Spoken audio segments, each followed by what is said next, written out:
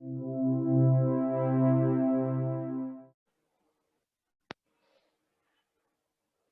right, good evening, good day, good morning, good night, good afternoon for anyone out there. Thank you for showing up for another episode of Supply and Demand Advanced Trading Concepts. It's our third session now, and we will be doing a fast recap about what is supply and demand for the ones that are attending for the first time. Please show me how many of you are coming here for the first time and know nothing or very little about supply and demand. So I know how much to go on the recap. And then we will be into more advanced concepts that are derived from the supply and demand understanding. Okay, I see not too many are new to the thing, so we'll start with the recap and move on. If you have questions, please leave them on the chat. If you raise your hands, I have no idea what to do with it. So this is so just leave your questions here, and we'll move on. Let's start on.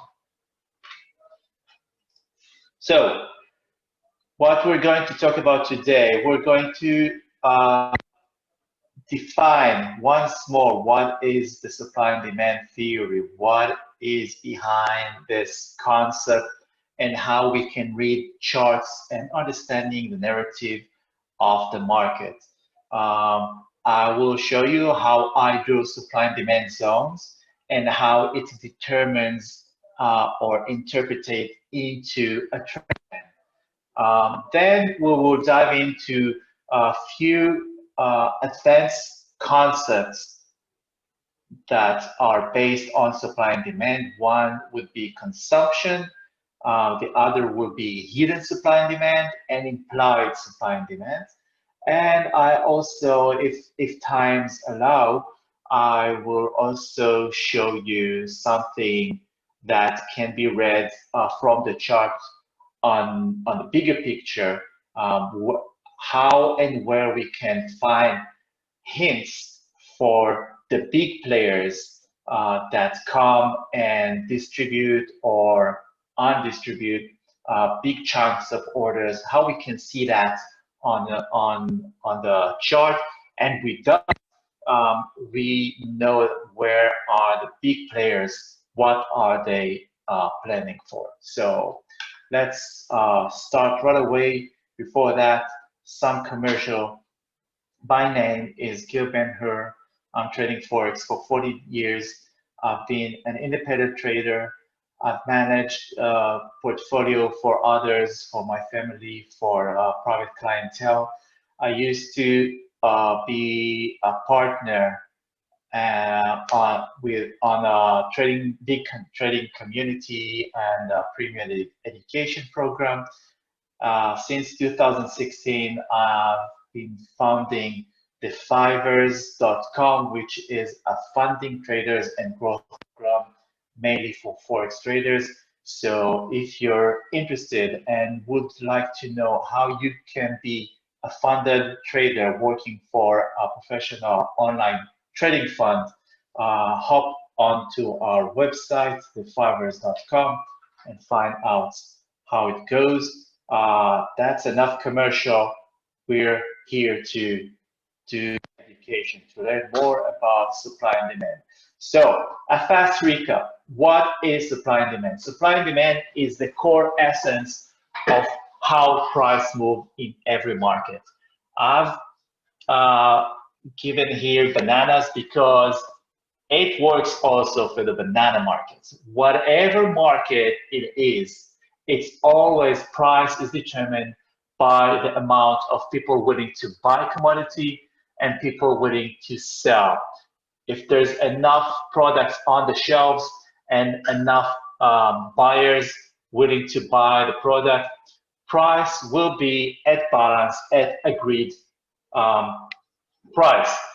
Supply and demand on its concept um, is based on the fact that every tick that enters the market is a real deal made by a buyer and a seller that agree upon price and quantity. Okay, so whatever you see on charts, it's nothing imaginary. It's not just a matrix of number.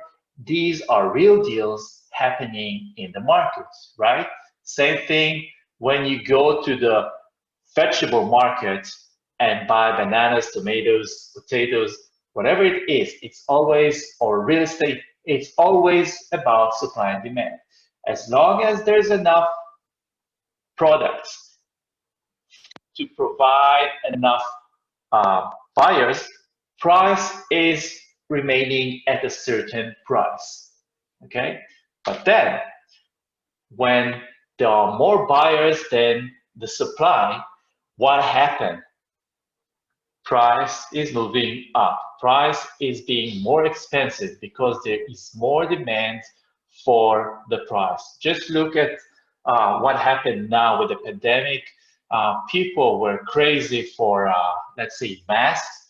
Then suddenly these masks that before the pandemic, before the COVID, they were being sold for pennies. Now they are like $0.50 per mask, okay? Because there's much more demand for these masks at these times. There's a lot of people willing to buy, and they will go nuts to get their share of that product. So they will pay higher price because of the more demand is going to rise until they will and price will continue to increase until people say, well, that's a ripoff, I don't want to buy it, and then buyers start to fade away. So this is the relationship on price, the relationship between demand and supply, the relationship between buyers and sellers, and how it's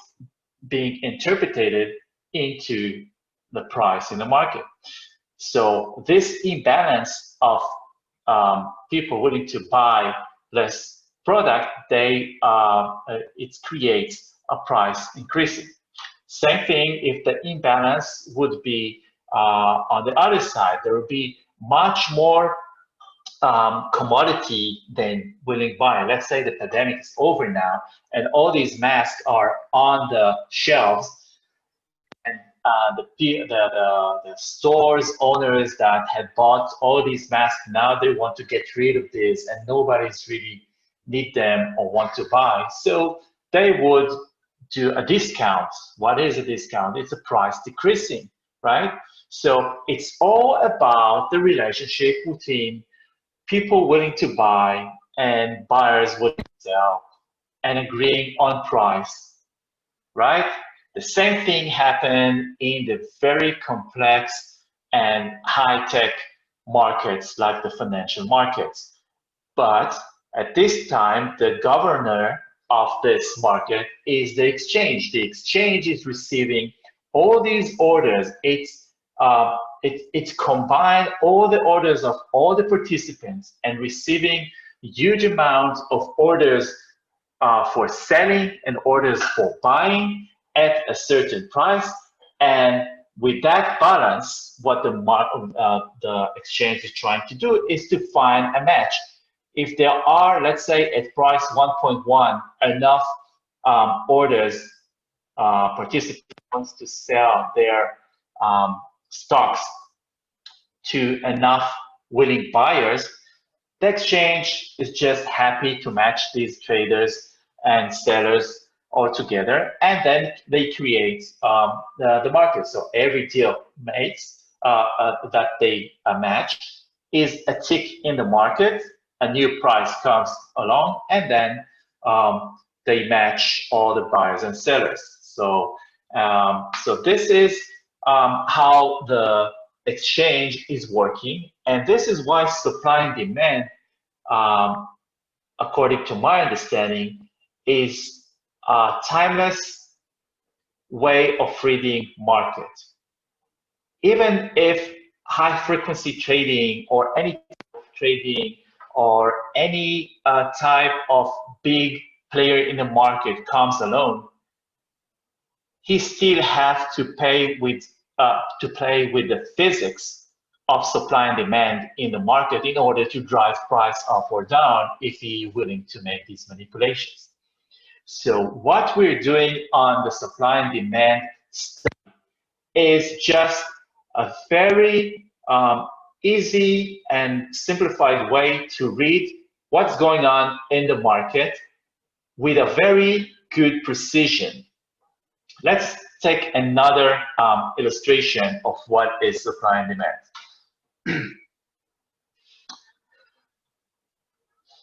So what has happened on the exchange desk? When orders are coming on the exchange desk, they are having at the certain price, at the specific price, two piles of participant willing to sell and price of participant willing to buy that product. The exchange is very neutralized. It doesn't have any bias in the market, and so what they do, they will start matching sellers to buyers, sellers to buyers, sellers to buyers, sellers to buyers. And you see on this illustration, on this situation, there are less sales orders than buy orders. What happened after the exchange would match all these orders for selling with the orders for buying? On the top, we will see the remaining trades that could not find any seller for them. These trades, these orders will be staying on the exchange desk until the future will bring more sellers into the market to that certain price. Okay? So when we see, and very soon we're going to look at the chart, how it's look on the chart. But just have this illustration in your mind when we are looking at this, and you see how easy it's to be reading naked charts from now on. Just imagine whenever you see price is rising up, you just imagine how all these sell orders were matched to buy orders, and there are leftovers of buy orders. And remember, what happened when there are extensive amount of buy orders than sell? Price will go up, right? So let's see how it's look on the chart. When we see price is rising up, it's obvious that what had happened in the past, okay, we're just now analyzing what happened in the chart, and then we'll know how to use it in the future, okay? So first we learn. So it's pretty obvious that there were more buying orders represented by the green than sellers, therefore price was rising, right? And then price was basing, so there was enough buyers and sellers, there was a balance of buyers and sellers, and then price was up. What would be the situation? More buyers than sellers, right? So if we go and do this practice, every time price is basing, we have a basing supply and demand, the buyers and sellers. And every time price drops, we know that there are more sellers than buyers. That's easy and very straightforward, right? So if we start doing this practice, we have a full map of order flow in the market, right? Everything that had happened in the market can be interpreted instead of just candles going up and down. We can see this in terms of order flow. How does it help us? It helps us because in the future, we can take advantage of the remaining orders. If we know that there are more sellers here than buyers, and we know that the exchange is matching until there's no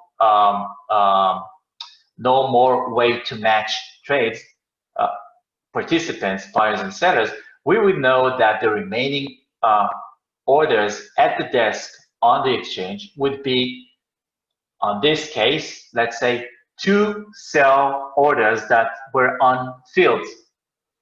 Okay. So when price is coming back to a place where there are no, where we know that there are for sure or for high certainty, we know that there are sell orders waiting there, we are going to expect a reaction in the market.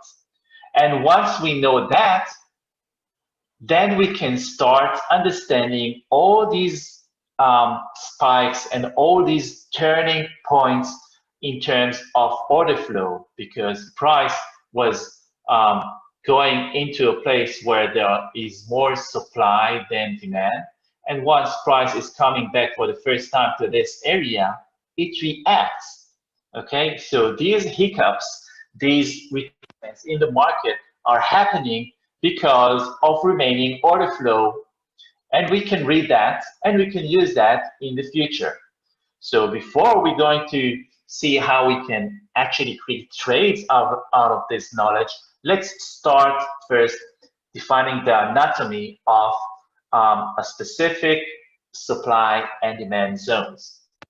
Okay, so we see price is coming from above, basing on the downside, reversing and moving upward. This is the information that we have on the chart. Let's say this is the real-time situation. It is obvious that price was going up. Therefore, we assume there is more demand than supply all over this pole, okay? This price action pushing up, right? But where would be the very significant place where we can find the last orders, the last remaining buy orders that were not fulfilled, that are still waiting at the desk of the exchange? So first, we have to, we are looking at the base of the turning point. And that base of the turning point is where we are locating the worst seller. Why I call it the worst seller? Because this very tip is a trade, right? It's a deal made with a buyer and sellers, two sides for every deal. So there must be a seller that had sold at the very, very lowest price, okay? That's the worst seller with the best buyer, yeah? If you could buy here, it would be the genius of the day, right? So that's the worst seller. That's the very bottom of the zone. And we know it's going to be a demand zone because we see price rising up. Very straightforward, right? Now, we're going to look for the last seller before the significant rally. Okay, so we see prices basing, and from that on, we see a big candle starting breaking and actually dictating a direction for the market, right? That would be this candle for my understanding. So the very tip of that would be the last seller before the significant rally. So, and then we are going to look at something that I call it the decision point, the collective decision point. There's no single person or single participant in the market that had made that decision, but it's the overall weight or the overall balance that actually had cracked and made price to rise. Then everything from that on is on the buy side, right? So where would that be?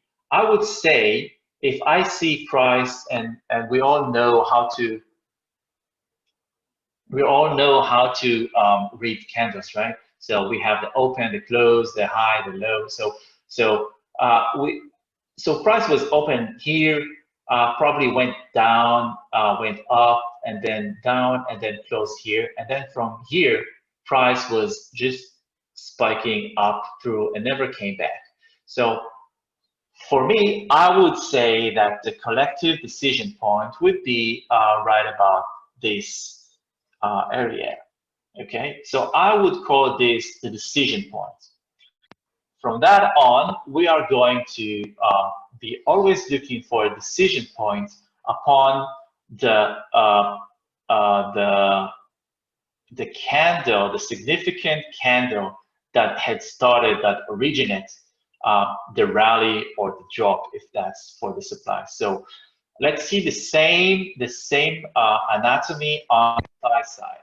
So we have prices coming up, returning, and we see that there is an obvious drop.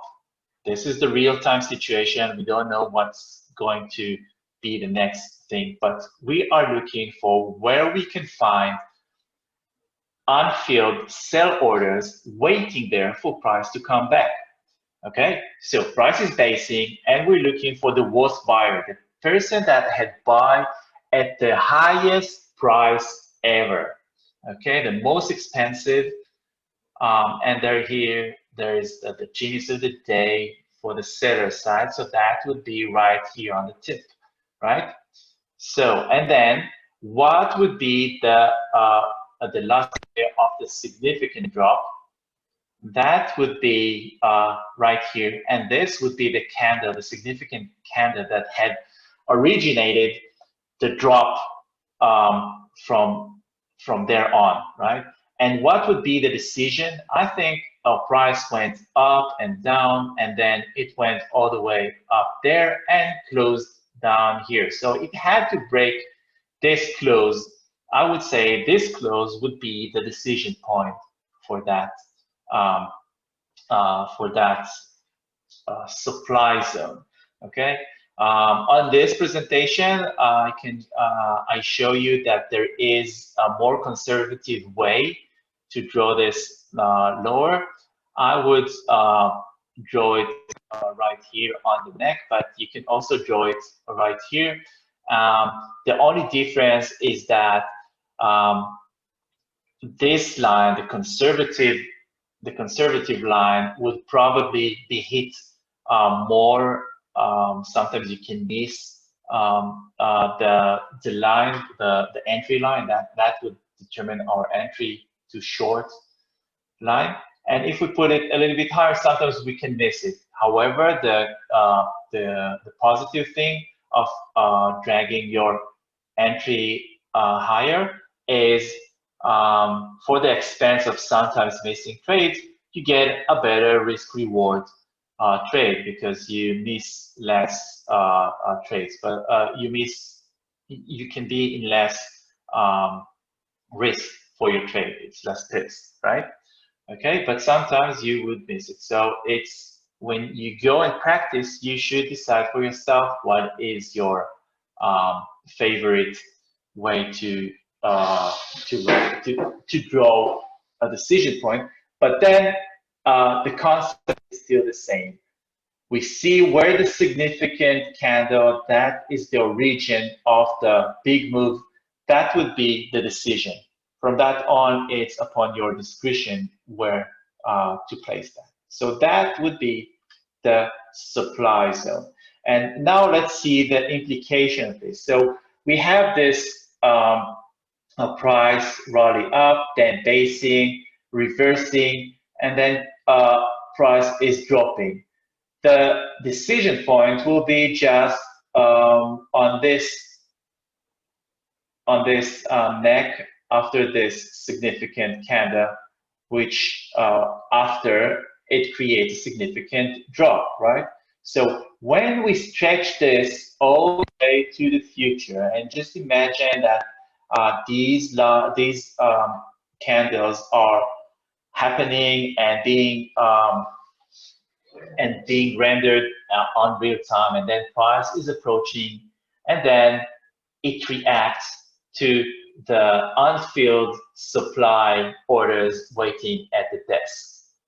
Okay, thumb rule here for anyone that haven't heard my other sessions. The thumb rule of this is we always want to take the very first touch on the decision point to sell. Okay, but if price would go second time, it's a no-go. Okay, we only take the first time because only the first time is where we have a high probability for reaction. In this case, we see a reversal, but a reaction is all we can expect on a real time. So again, for the first time, we can only see we can only expect these unfilled orders to be reacted and create a reaction in the market. Once price is returning for the second and third time to this zone, we have no idea what is the balance between buyers and sellers in this area anymore. So this is why we take only the first time. And believe me, we have zillions of trades signals like this in a single day. Okay, so because you see all these zigzags, every time price is turning, it turns because supply and demand. Okay, so now let's just move on this fast. We see that price is dropping, then it's basing. When it's basing, it creates a decision to go lower. That decision is an entry signal to short. So what happened when price comes for the first time? It creates a reaction. Okay, again, price is climbing up, reversing. That's a significant. This is the decision when price is coming to this place for the first time. It reacts, it holds, it's doing something. This this retracement, this basing area is explained by the order flow. Okay, again, we have prices dropping, basing, and then there is significant candle creates a decision point right here. And when price is coming for the very first time, it reacts, it creates a reaction. Now also on a second time, it does create a reaction, but we don't know this. We only take the first time. Okay, again, price is basing, then there is a decision, and price is coming through very easily. Sometimes things don't work as expected, and we'll learn why. And again, there's decision for price to go down, and price is reacting upon this on the first time, which is right here. Second time, so we don't know for sure, although it's given a decent reaction. So that would be how we actually decide to enter the market upon supply and demand or order flow that we assume. So remember the thumb rule, only for the first time. After the second time, let's look at this one. This is the first time. Second time is right here. We don't trade this. We don't trade this. We don't trade this anymore. Okay. Same thing for the demand side. The demand side, decision for price to go higher. That's the decision when price is approaching for the first time. We have a spike, a strong reaction, and then price moving up. Second, we don't trade it. Third, it's going through the zone, cutting through the zone. This zone is no longer valid, okay, after the first touch. So that should have been ended right here. Okay, another decision made right here for price to rally. And then when price is coming to this, you see this spike. This is a reaction, a very small reaction, but it is a reaction. This is just to give us an explanation for that Y price is choppy and turning around. There's always a reason that can be told after the fact, after it happened. If price was turned around, that means there were no more traders willing to sell or to buy, depending on the direction. So this is the something. This is the only thing that we want to read from the chart. Okay. Again, price is basing decision to go up. First time is right here. Second time also given some reaction, and then the level was slicing through. Okay. One thing I always say about supply and demand. Supply and demand is the only method I know that would give you good probability for the first touch, and also will explain to you when that level is no longer be valid to hold price, like at this situation.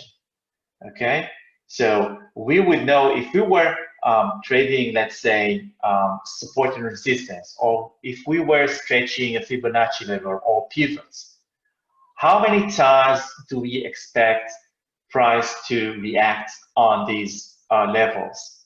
Because we don't try to illustrate the balance of supply and demand order on the exchange, which is the very core essence for why price move.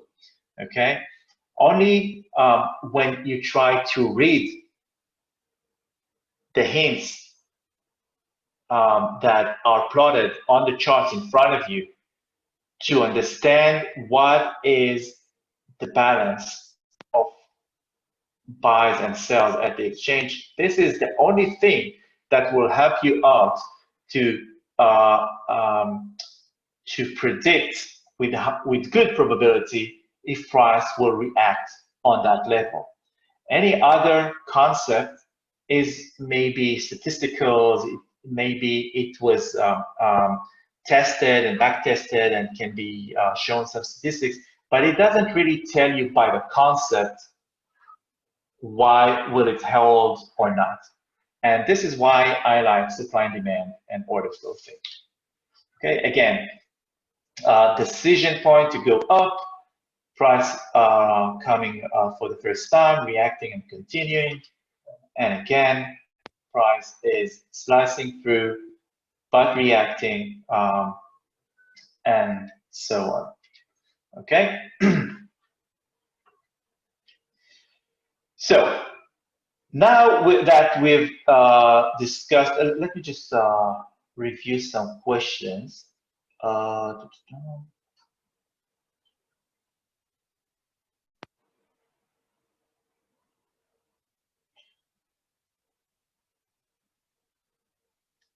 Okay, somebody is asking if I'm using 15 minutes time frame to use to enter. Akira. Supply and demand is just a way of reading. There's no time frame for price. Time frame is the only arbitrary unit to draw price. But so price is price on any time frame that you look at. So it doesn't really matter what time frame you do. And if you go by the graphics, if you go by the patterns, the chart patterns, you would see the same chart patterns happening on H4, on daily, on weekly, on monthly, and 1 minute and 15. So it's only your preferences of how you would like to apply this knowledge. You can read the supply and demand on any time level. Of course, if it's a 1 minute or 5 minute chart, those supply those supply or demand volumes at the exchange will be much smaller, okay, and therefore they would be more easily to be washed and or to react with less range. Okay, so the higher time frame that you go represent more orders waiting there. So that's the only thing that matters regarding time frame.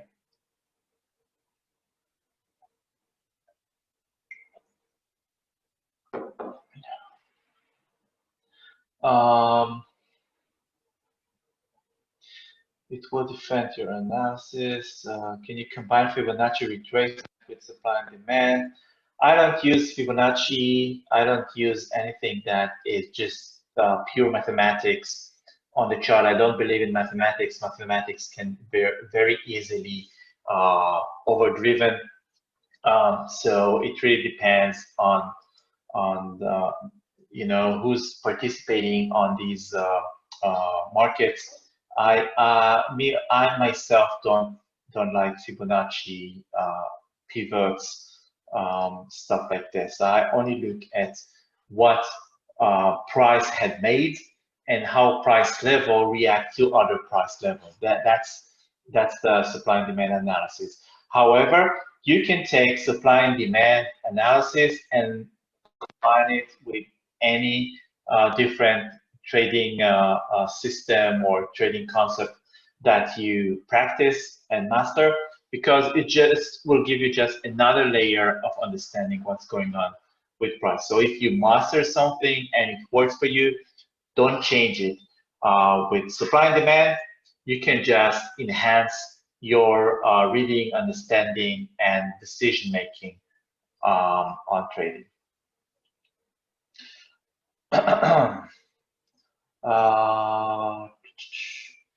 Yeah, I get a lot of Zoom your charts, but I must stick to what I'm comfortable with, and that's for a reason, because I'm trying what I'm not going to zoom in, because what's important for me is to read the whole chart as much as possible. I would want to see as much information on the charts, and sometimes I don't care for the single candle formation. I don't read candle formation at all. I don't care if it's a doji or hammer or whatever it is. I just read price flow. So and this is what I'm trying to teach you. So we don't care for the candle formation. Okay, so the next concept I would like to go ahead, and we've done this on session 2, is what we call swap zones, right?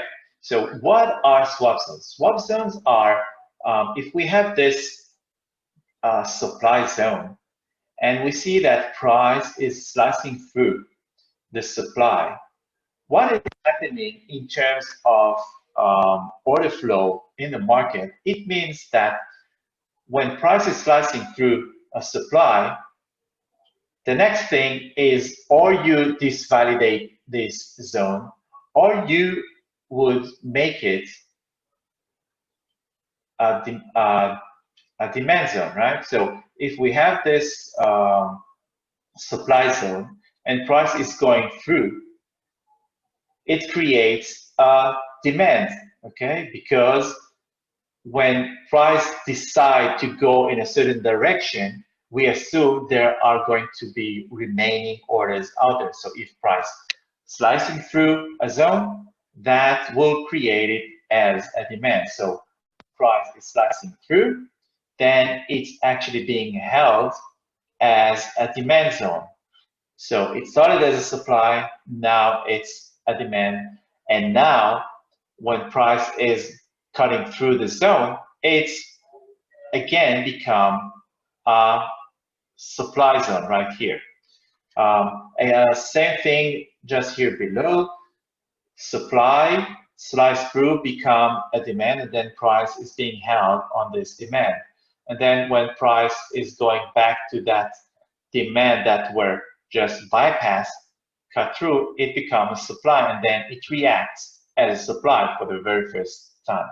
So every time price is making some accomplishment by breaking a level, that zone is becoming the opposite of what it represented before. Okay, so if it was a supply, it becomes a demand. If it was a demand and sliced through, it becomes supply again. So you can use this as a flip-flop, and it's very similar by concept to support and resistance levels, right? So this is the concept that we were discussing last week, and we call it the swap zone. So that's where we end our recap on the last two sessions. Now let's talk about a new concept that we call a compression.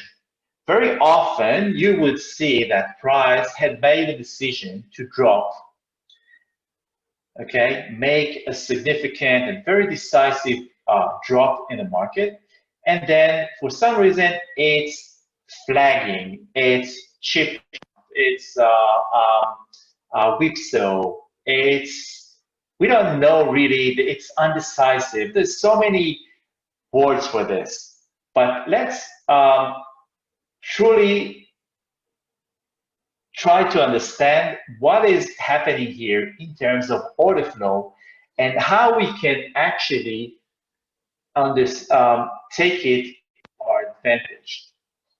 So when price is crawling its way up against a very strong move, in a way, in a very similar way, we call it compression. What is compression in our term? Every time, as we said, every time price is turning around and deciding to go up and break in, making higher high and then making higher lows and making higher high and higher low, it still go and do a deep retracement and visiting the very origin of this demand, for instance, right? Every time price is retracing, it takes a demand and making a higher high. What does it tell us, and until when it's going to be compressing like this? First, what it tells us. Remember the very concept, the very thumb rule that we were discussing before. Every time we are going to take only the first trade, only the first touch on a fresh zone. Okay? When price is coming to this demand zone for the very first time, we assume there are demand in here, and therefore price is concluding that and taking all these demands, and this fuels their way up to break the supply that made this turn, right? So that of itself is a significant demand that created on top of this demand.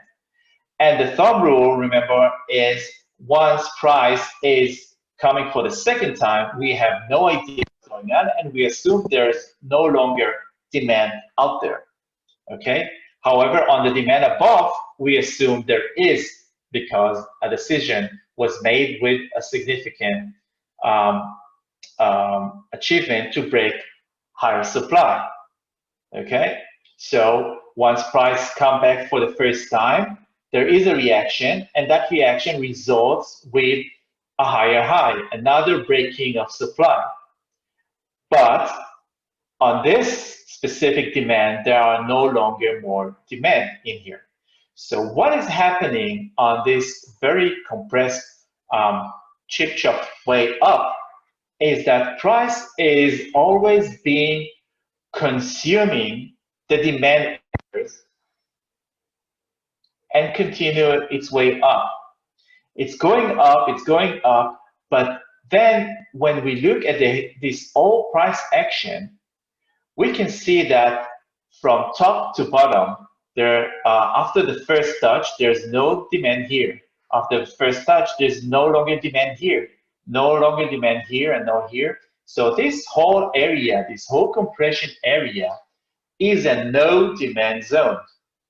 A no demand is just amazing information chart can tell us, because what would be the best thing for us as trader, where is to go on a very fresh supply, touch for the very first time, versus a no demand zone, right? And we're going to look at charts, at 3 charts, and you will see this in action. And I also urge you to go and investigate this more. Every time price is compressing its way up and it's consuming all the orders on its way and then hitting a fresh zone, price will usually slide through this whole area very fast. Look how long, right? This is the time axis. Look how long it takes price to crawl and go all this range, while after that reaction, it goes very, very fast through. Why is that? Because there is no demand resistance on this whole area.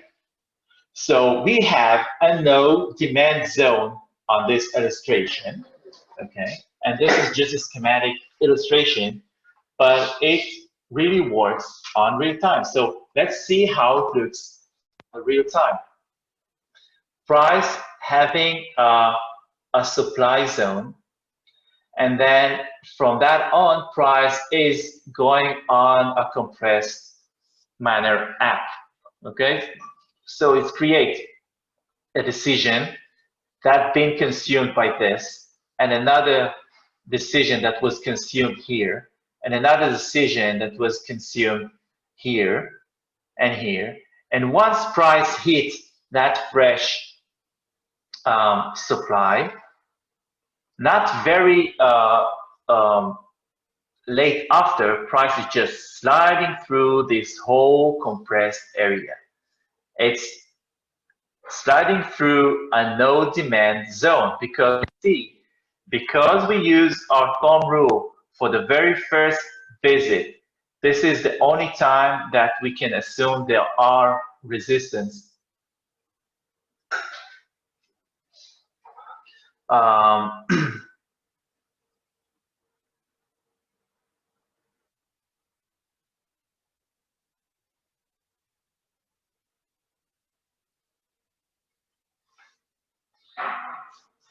Okay. Anyway, I think I have pissed Gary Frederick, so I'm sorry for that. No need to be rude. Okay, so this is how a consumed zone is reacting very, very fast when price is deciding to go through, because there is no more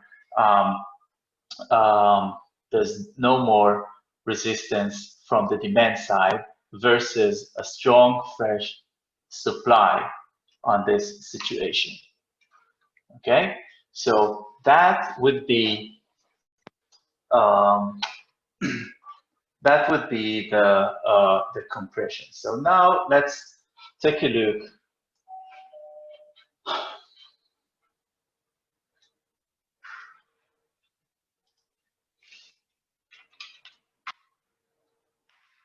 Let's take a look at the charts.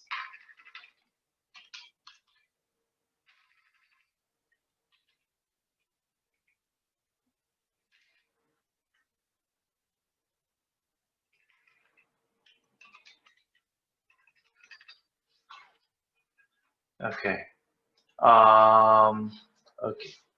So what is actually, every time there is a flag in the market, it's sort of it's a sort of compressed consumed zone. So let me find something for you. Okay, price is going down, compressing its way up, and boom, it slides through all this compression. You see all these spikes here. If we go to a lower time frame, let's hope that I do have information there. Okay, let's just mark this. Okay.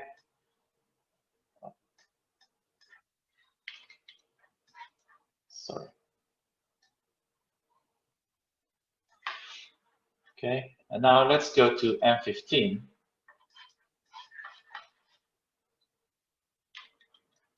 No, I don't have it. Let's take something earlier.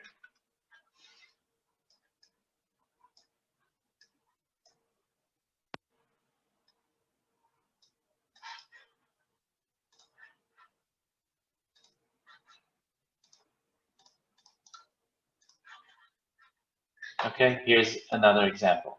On H1, Euro US dollar, we see price is crawling its way up, a demand which was not, let's just mark it, demand until it was hit. Okay, another demand hit very fast here. Another demand hit fast here.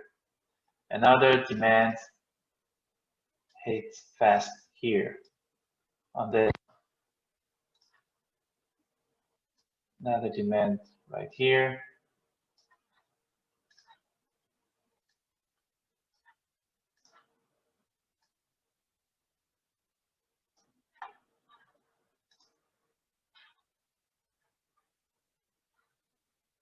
Oh, I'm so sorry.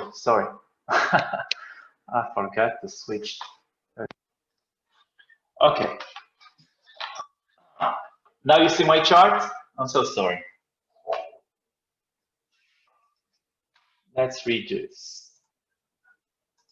Close. Okay. So Euro US dollar H1 not very long ago, September 10th.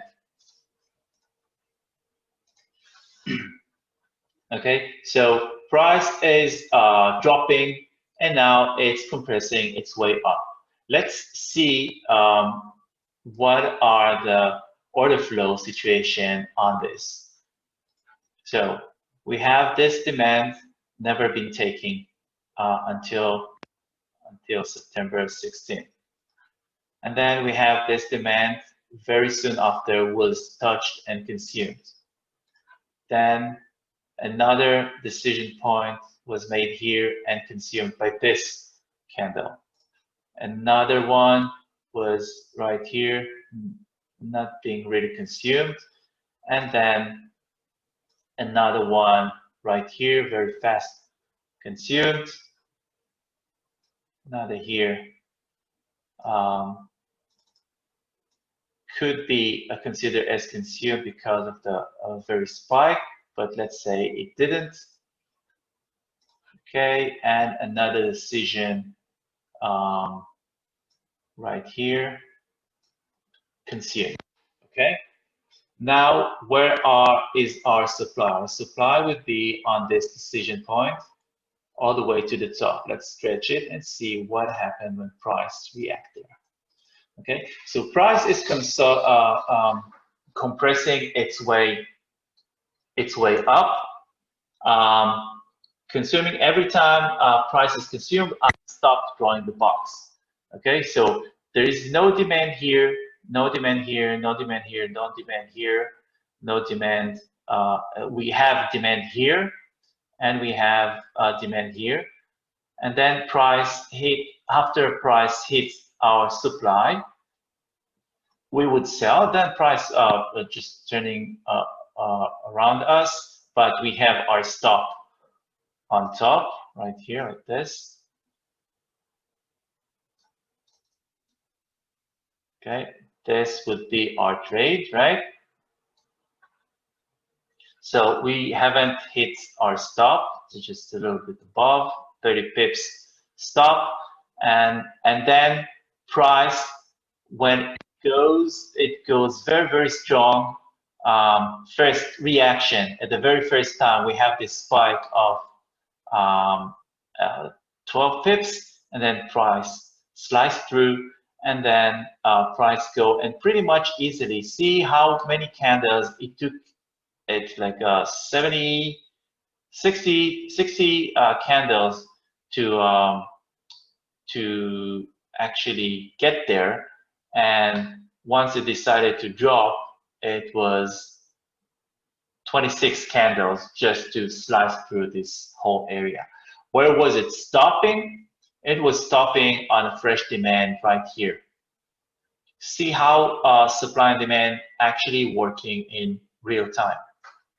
Okay, so every time we see a flag like this,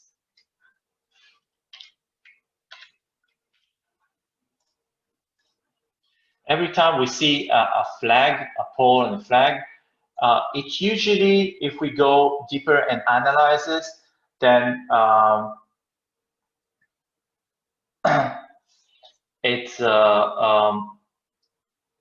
if we analyze the consumption of the supply and demand, that would explain the inner reaction in a drop in a trade, in a trend, and that will determine if we are in a real consumed price action zone. We can also take a look at this zone. Let's see, this is H1, right? This is H1. Let's just mark this whole area where we want to zoom in. And now when we go on M15,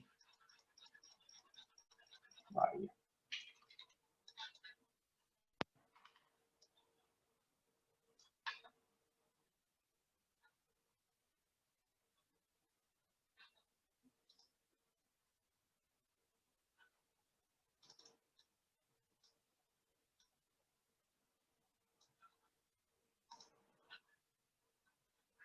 when you go on M15, we see price is coming up. M5, sorry. Okay, we see price is, we don't see the compression very well right here. Let's find another one, another example. We see here all these spikes on H1 tells us on a lower time frame that price had visited very, very low, and we had a very strong reaction.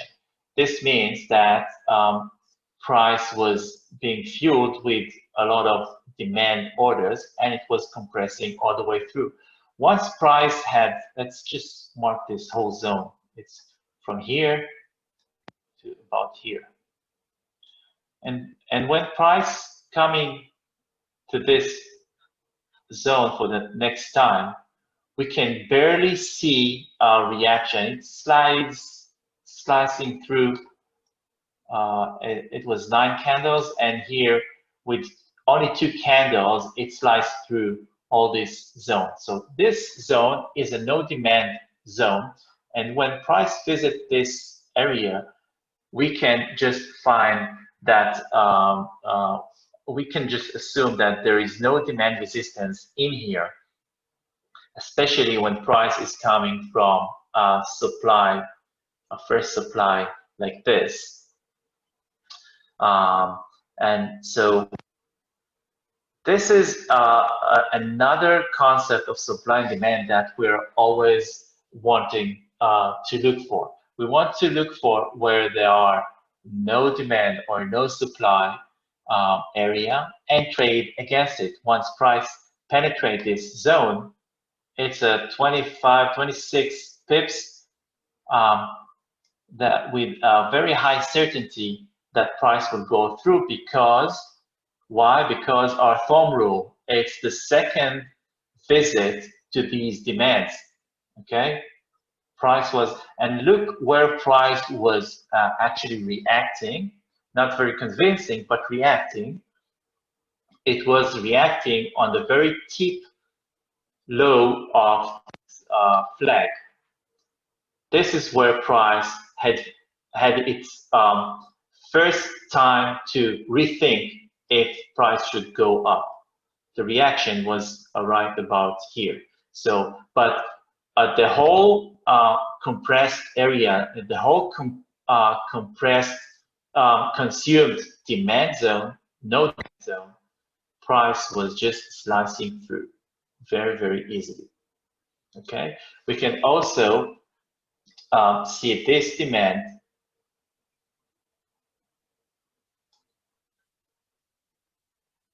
which maybe could be explained by this. And then when price go the conservative way, and when price hit this demand after making a lower high, that had made price to slice through all these consumed supply and demand. Here's another demand that was already consumed right here. So next time price will just penetrate through, and that's create the whole price action. That explains why this price action, it takes it so long to get to the situation, but when it breaks very, very smooth. So our trade would be, our smart trade would be to go,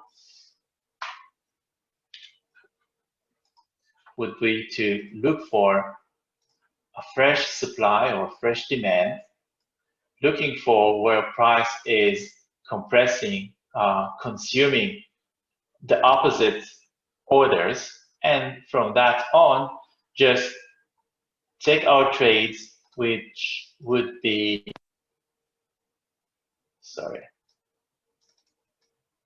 take our trade, which be entry on this level, stop loss just above 16 pips, and then waiting for the price to just slide through a compressed area. Okay, and that had give us almost now potential of 10 to 1 reaction, but the very first impulse had given us 5 to 1 trade, 5 risk reward ratio trade. So this is how powerful compression are. Okay, so I'll take some questions about compression, and then we'll move on to another nice indication that can help you out understand what are the big sharks are doing in the market.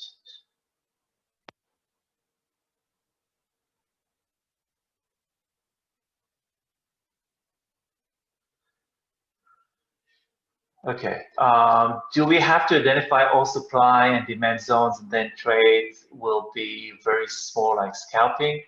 Ajit, this is the way I use supply and demand, because I like to take fast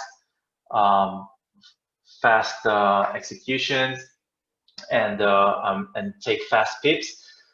So I usually analyze H1 and daily zones, and then take a reaction of 15, 20 pips, and then just exit and end my day after a few of these. But you can actually look up for real reversals and try to take bigger moves, bigger swing moves, because price is always be wandering from supply to demand, from demand to supply. That would be the final action. But if you have all the patience to hold on when price is going against you and then going down, so it really depends on your style. Supply and demand is not a trading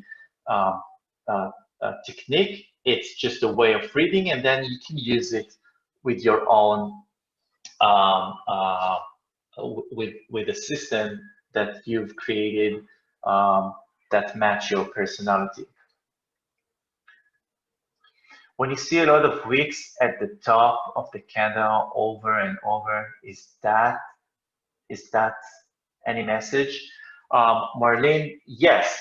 When we see this reaction very strong, um, we know that there is significant um, force on these, whether it's the spikes up or the spikes down. If there's a let's just look at this spike. When prices came up, it was dropped very strong all the way down. So we can assume that at the tip of the wicks, they're going to be remaining orders as well. So it's the same thing. This is why we place our stop just above the wicks, because if price penetrate a zone, it can go all the way through, and sometimes it would go all the way up to take the last remaining order. But the whole zone can be reacting for some reason.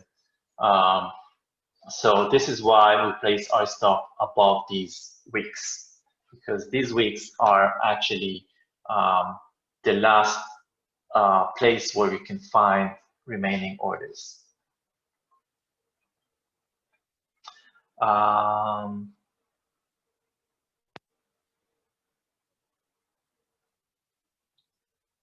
From the previous teaching, looked like you shouldn't have taken this euro trade because the demand zone already had two previous touch. I don't know what you're specifically referring, but I've shown trade that where we trade short, we trade first against the demand side because we've seen a consumed demand. If we see a consumed demand over and over, we can assume that there are no demand left there, and this is why we would trade against it, unless I've missed something. In a compression case, is there no demand? Why the price rise and doesn't drop? It's a very good question, Eugene. Why price doesn't stop if there is no demand? There is demand, therefore price is rising up. But after price visited for the first time, we assume there are no longer demand in there. It's only assumption that give us good probability and give us a reading of the balance between buyers and sellers. Okay, price would go up because price tend to go from target to dark. If just try to think yourself when I trade supply and demand, I try to think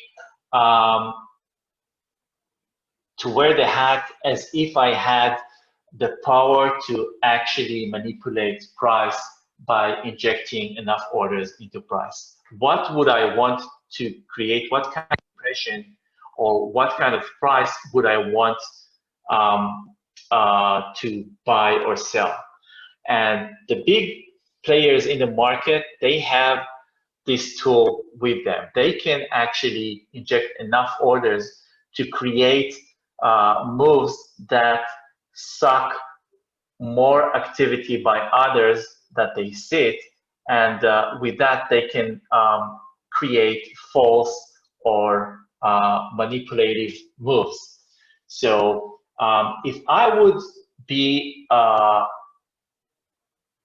big participant, a big player in the market, if I would want to sell, where would be my more efficient place to sell?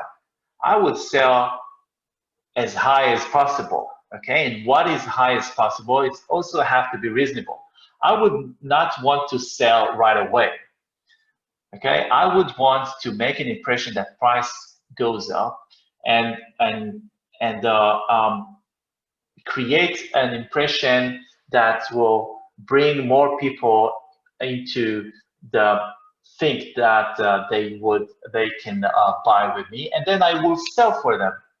I will sell them, and because I have more buying power, because I'm a big trader, I would be able to drop price down, and so my most effective place to sell would be up there. So I would create these impressions all the way up, um, and try to bring price up before I sell if I have this tool. But there are participants that have this tool, so they play by this logic, and I try to imitate this logic in order to time my trade.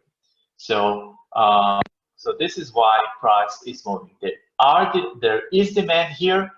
There is price had not reached a final target. A final target is at fresh supply. This is the thumb rule that we work by, and this helps us win with higher probability on the market when we analyze like this. Okay, so let's move on. Switch back to the presentation because I want to show you something that is, since we've mentioned the big players. When we're looking at a chart, and now we're zooming out very, very far away. We want you to see the very big picture. What is it we see on a situation like this? Try to think like the big players. If each one of you had the opportunity, had the tool to actually create moves in the market, to create price action in the market by having huge positions, you would have a very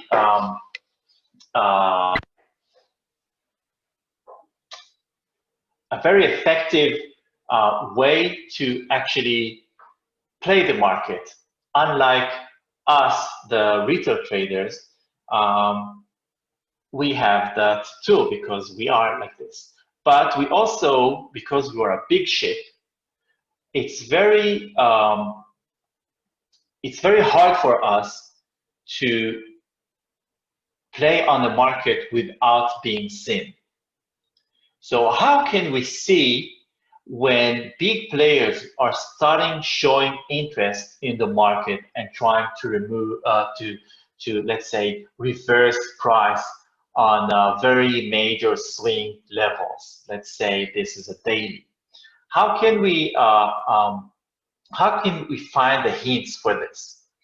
Imagine that I'm a huge hedge fund in the market, and I have, let's say this is Facebook, Amazon stock. Okay, let's say it's an Amazon stock, and I want to buy Amazon at a better price for myself. I would want to drop price. And how would I drop price? I would create a selling impression on the market, and I would, and I cannot take my full position. Let's say my position is $500 million, and if I tell the market or put on sale my $500 million position into the exchange, what would happen to price? Price will just drop like crazy down, right? So I have to do it very, very confidential. Let's call it like this, right? So I have a 500 or $1 billion of position, a short position. Now I'm thinking it's time to buy Amazon. So first, I have to get rid of $500 million position. How would I do it? I would distribute my position very, very slowly. I will just unload my position from my holdings very, very slowly over time, okay? Because I cannot do it at the same time, right? So at first, I would be selling and getting rid of 500 million orders of shorts that I have on the Amazon stock. Next thing, because I'm a hedging fund, I cannot be flat. I have to justify my existence by being in the market, right? So a hedge fund cannot just sit on the fence without being involved in the market, okay? So now after I've been selling 500 million and reached to the top, now I have to reload with buy orders, right? So unloading, closing my short position is the same thing as buying, right? So I'm closing my short position, I'm actually distributing the sell position, the short position, and letting people buy at this. Okay, so it's like buy orders, right? Next thing, I want to reload. I want to load my long positions in the market. So it's another 500 million operation. Okay, and I cannot go to the market and say, hey guys, I want to buy 5 million. What happens if I say I want to buy 500 million? Price will just shoot through the ceiling, right? And I will have no way of buying at the very cheap price. So I have to ask my exchange to buy it slowly but gradually until I have enough of my position, and then let price be pushing. So this whole operation is for unloading 500 million and then reloading 500 million. It's a total of $1 billion operation, and it has to be split. If you would want to learn more about how to see this swing and what is the anatomy of this, I urge you to go and look up for a Wyckoff theory. Let me just write it down for you.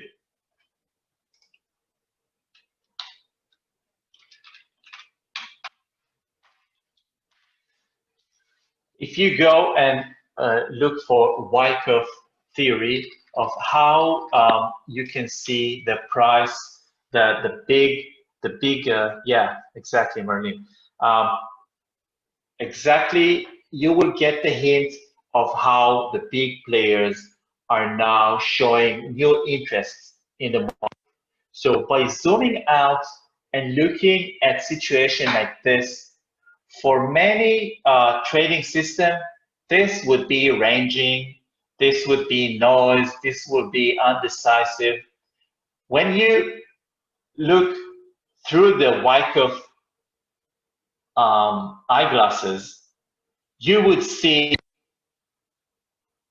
undistribution of stocks and then collecting stocks, and you would know that there is a big move, a big swing coming very, very soon. So the Wyckoff theory, like Marlene say, is something that I urge you to go and investigate and learn about this, because it has a very, very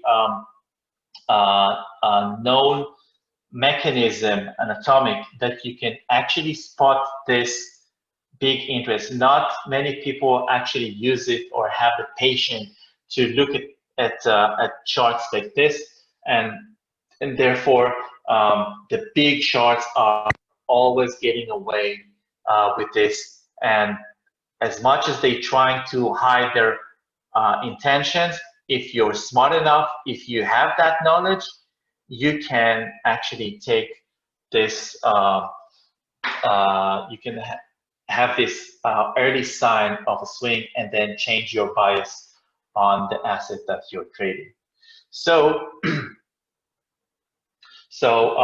this is another big thing that you can read from naked charts. You see, you don't need to have anything that tells you what are the big participants are doing. And when we are reading intentions and we are reading order flow booking of the exchange, these are the tools that we have as a retail traders to actually use this into our favor and brings better odds to where we decide to trade and take our little share from this huge market. So this is all for today. I hope you get enough knowledge. It's very conceptual, but also very easy to be used on a practical level. I really want you to go and practice reading naked charts only by the decision, only looking. It's very straightforward and easy, and you see how price is reacting to the very top and bottoms, how price is actually working. When you have this knowledge, you don't need really anything else. And if you already have something good, a good system, add this layer to your tool set and you'll be just brilliant. So just remember, I'm Gil from the Fivers. We found Forex traders. Come and visit us on our website.